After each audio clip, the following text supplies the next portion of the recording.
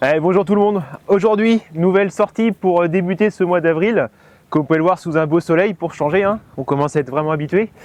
Là ici du coup, particularité de ce chantier, je suis venu voir un épandage Chantonne une nouvelle fois, on va dire que cette année c'est la norme. Pourquoi cet épandage Chantonne je m'intéresse? Tout simplement, ici le chauffeur en fait est en totale autonomie. C'est-à-dire que donc, on le voit ici avec son tracteur sa rampe, mais il a également à la fosse, qu'on ira voir après tout à l'heure, son système de pompe sur un chariot de camion. Et donc en fait le chauffeur accroche sa pompe, va dans les fermes, dépose sa pompe, il a son tuyau pour s'alimenter et également il peut gérer le débit de la pompe directement depuis la cabine du tracteur. Donc c'est quand même un réel avantage, ça évite d'être à deux par exemple pour gérer un à la pompe, un au tracteur. Là lui tout seul il peut se débrouiller. Voilà, donc voilà pour ce chantier. Je fais quelques images et puis on reparlera un petit peu des caractéristiques de la pompe et également d'exploitation qui est ici. On est donc sur un élevage de cochons, belle petite ferme avec ici donc 2 parcelles de céréales vraiment juste à côté de la porcherie. Donc vraiment bien placé pour l'épandage en 100 tonnes.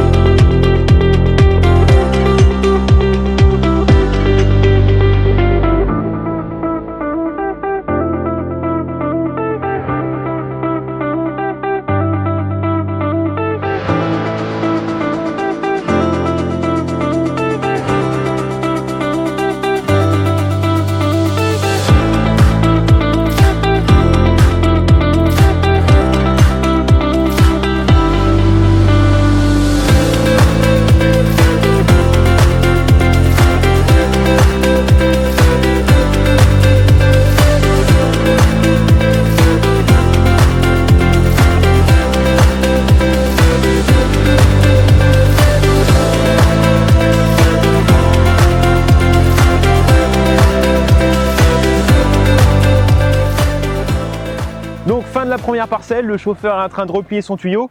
On va traverser la route pour changer de champ et on redémarre. Pour ce qui est de la pompe, quelques caractéristiques. Donc là ici on est sur une pompe de marque autrichienne. Et cette pompe elle atteint un débit maximum, ce que me disait le chauffeur, autour de 280 mètres cubes par heure. Donc lui en fonction de son débit à l'hectare, eh bien, on va avoir un rendement de 2, 3, 4 voire 5 hectares par heure. La rampe ici sur le tracteur, rampe Samson, uniquement dédiée à ça. Donc c'est pas une rampe qui est sur une tonne, elle est vraiment uniquement sur le tracteur pour le 100 tonnes avec un châssis entre les deux qui a été réalisé par l'équipe de l'entreprise pour pouvoir l'adapter. Pour ce qui est du tuyau également, on est sur un total de 1 km 200 de tuyaux. Donc le chauffeur me disait que généralement ça lui suffit sans problème, hein. Il n'a jamais besoin de tout ça, mais il peut au moins aller assez loin et ça permet quand même d'être assez polyvalent et flexible avec cette grande longueur de tuyau. Voilà, donc là ça replie, on change de parcelle et on reprend pour les images.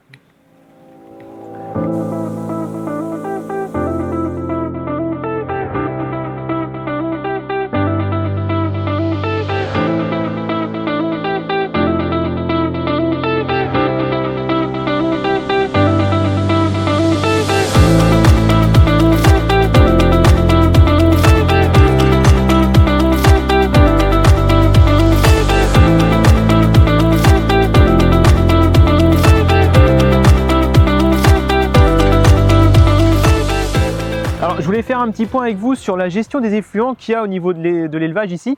L'exploitant m'expliquait, voilà, suite à des investissements qu'il a réalisés récemment, avant son exploitation fonctionnait sur Kelly-Botti, donc c'est-à-dire que le solide liquide était mélangé dans la fosse sous le bâtiment, puis était vidé pour aller rejoindre la fosse après en extérieur. Avec son investissement, il a décidé donc de mettre en place des racleurs Ce qui fait qu'on a donc une partie qui est raclée, ensuite qui passe dans un séparateur de phase, et l'exploitant se retrouve du coup avec deux produits. Donc le fait de séparer le solide du liquide, ça permet à l'exploitant d'une partie de valoriser le solide avec sa coopérative. Donc ce solide, c'est plutôt du potasse et du phosphore. Donc la coopérative le récupère et le valorise après pour de la méthanisation. Et l'exploitant, lui, derrière, donc, garde que le liquide. Et ce liquide, c'est uniquement, quasiment on va dire, que de l'azote. Donc là, en fait, on fait un apport d'azote organique, tout simplement, pour les céréales.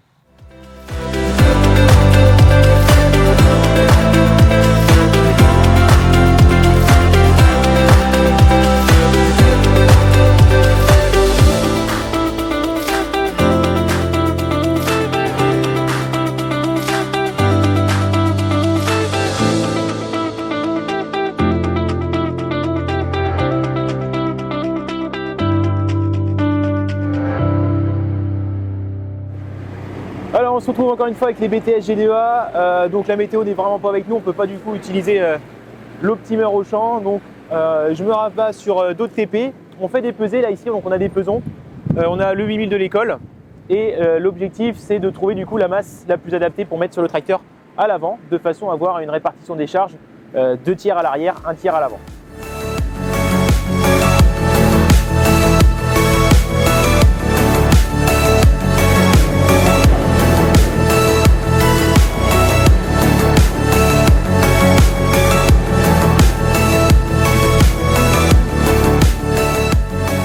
Donc second TP aussi avec les gars, on reprend le semoir Omega, la semaine dernière on n'avait pas eu le temps de finir.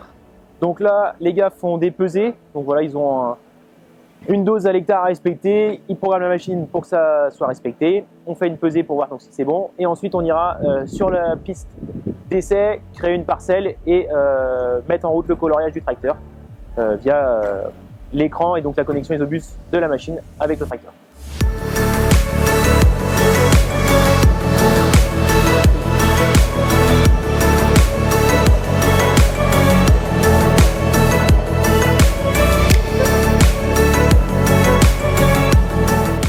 Alors on poursuit cette vidéo, aujourd'hui journée sortie scolaire, je suis avec deux classes, donc BTS, la BTS G2, la BTS Axe.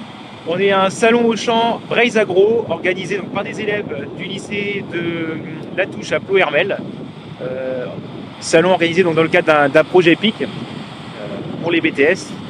Donc là on est sur une thématique principalement couverts végétaux, là on a de la récolte, cet après-midi je crois qu'on aura plutôt donc, du déchômage, destruction de couverts. On vient d'avoir de la fauche, en dénage, on a eu autochargeuse et là on a l'ensileuse qui se prépare pour aller récolter. Programme de la journée, du beau matériel, pas mal d'exposants, c'est plutôt sympa. Bon ça reste un petit salon mais pas mal du tout.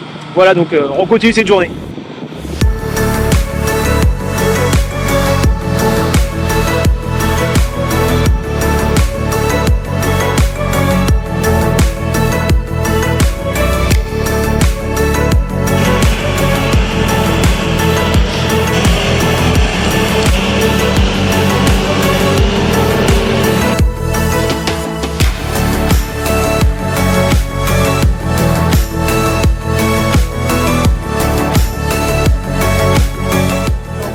Après la récolte, on va attaquer là des démonstrations de destruction de couverts avec deux outils, je crois, donc le Rubin de chez Lemken et également un outil Güttler, un rouleau faca frontal.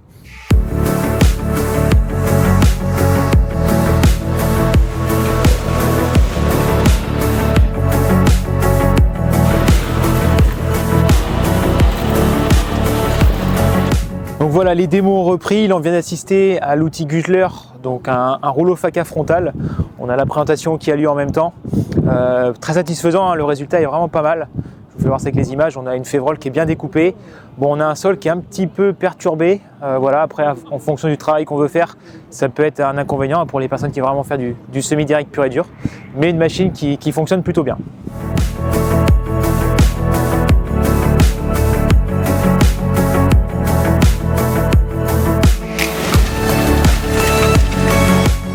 Donc la démonstration du Rubin, il vient de passer. Voilà, on voit le travail. Et là, il refait un coup. Hop.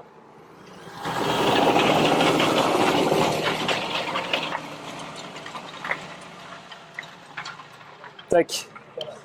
Donc voilà pour le Rubin. Bon, c'est une machine qu'on connaît, qu'on voit, qui est assez présente dans les campagnes, ça fonctionne. La preuve.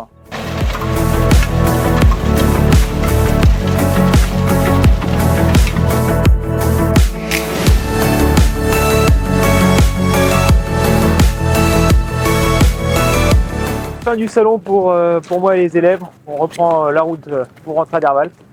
Ça y est, la météo s'est un peu améliorée, on a la pluie qui s'est arrêtée, c'est plutôt cool.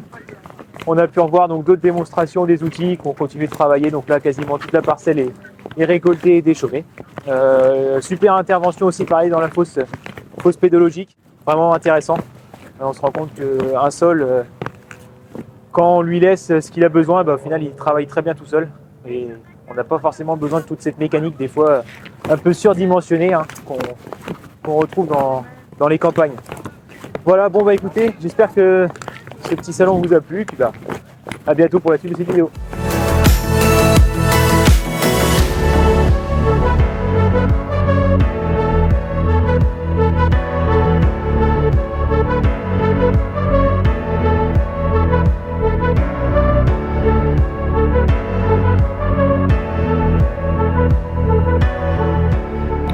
Bon voilà, petit tour en campagne ce matin pour moi avant d'aller à l'école. Ce matin je suis tombé sur un chantier d'ensilage, là, l'entreprise Jagnet qui est au travail. Ils sont avec la 950, donc une série 502, la même que celle qu'on a eue à l'école, sauf que nous c'était une 960. Au travail là, voilà, dans une ferme. Attention, je crois que ça devient compliqué pour le tracteur.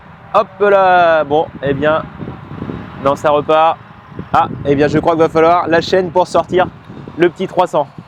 Bon voilà, c'était un peu à prévoir de saison, hein. Ça y est, il fait beau depuis 4-5 jours, donc tout le monde s'est mis à vouloir récolter, c'est normal, pour préparer les terres à maïs. Donc voilà, on a l'ensileuse du coup qui va aller sortir le tracteur, et puis le chantier va pouvoir reprendre.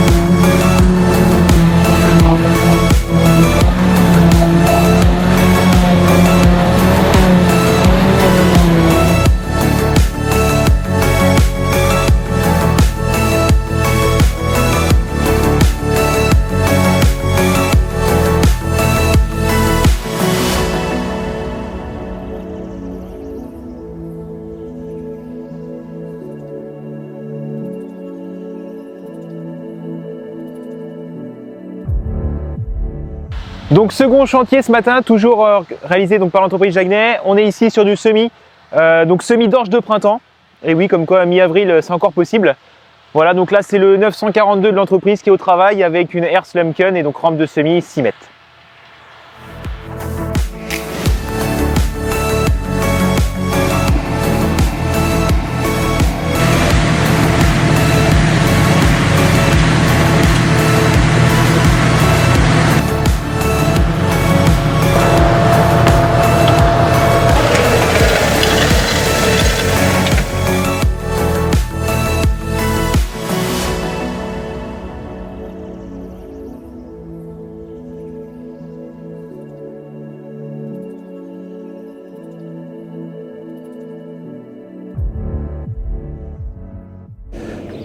Salut, alors du coup on continue donc cette vidéo. Là donc je suis en entreprise, je suis venu donner un coup de main là pour une ETA pour la saison d'herbe. Donc ma mission en ce moment principalement c'est donc la récolte de l'herbe à l'auto-chargeuse, donc vous pouvez le voir, l'ensemble est là.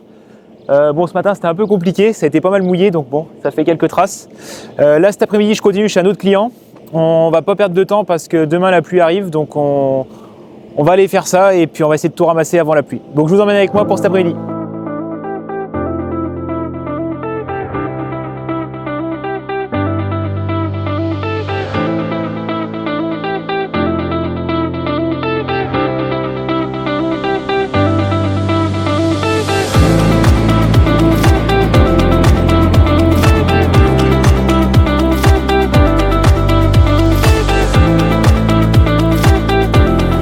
Donc voilà, je suis arrivé chez le client, je l'attends, il est parti me chercher donc le conservateur que je vais mettre sur la machine.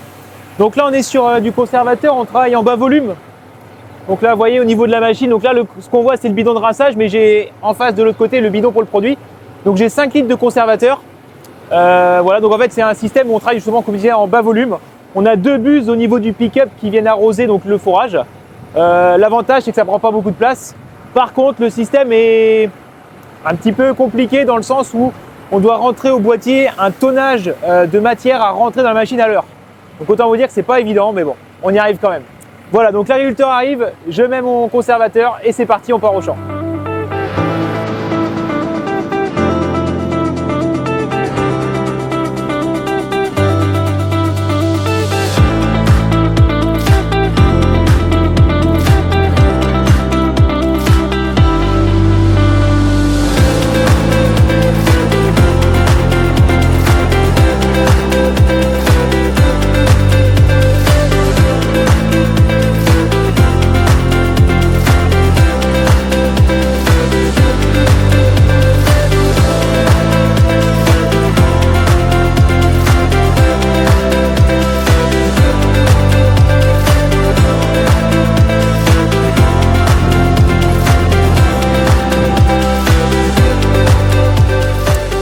Bon voilà, fin de chantier pour moi, le tas est en train de terminer de confectionner, la machine est propre, c'est terminé pour moi, donc on va pouvoir rentrer à l'entreprise et puis bah, on verra la suite demain maintenant.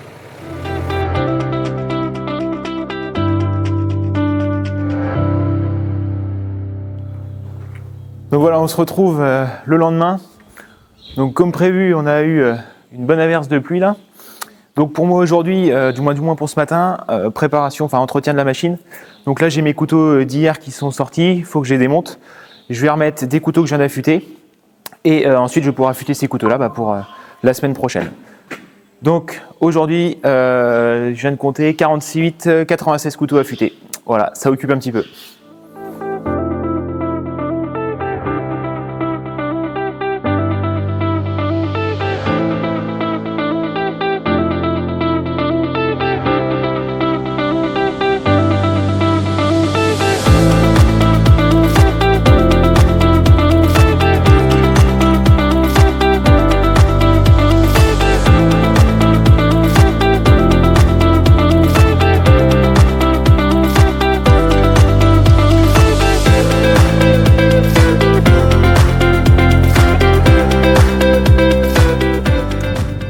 Bon et bien voilà, fin des petites vacances pour moi, fin de semaine, on va repartir à l'école lundi.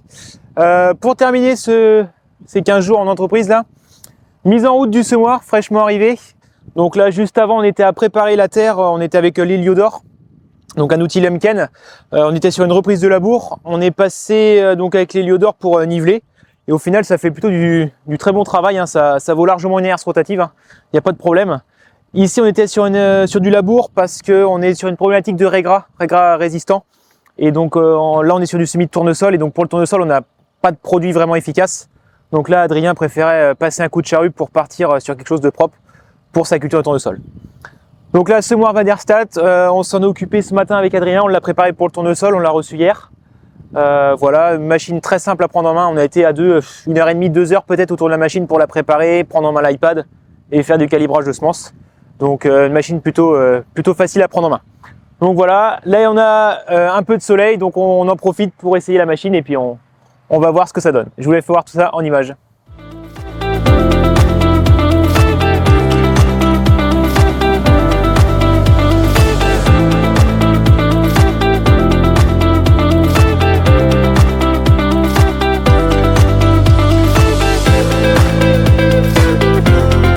Bon et bien ça y est, le semoir est en route, donc la saison de semis peut commencer. Merci de m'avoir suivi pour cette vidéo du mois d'avril et je vous dis bien sûr à très bientôt pour le vlog du mois de mai.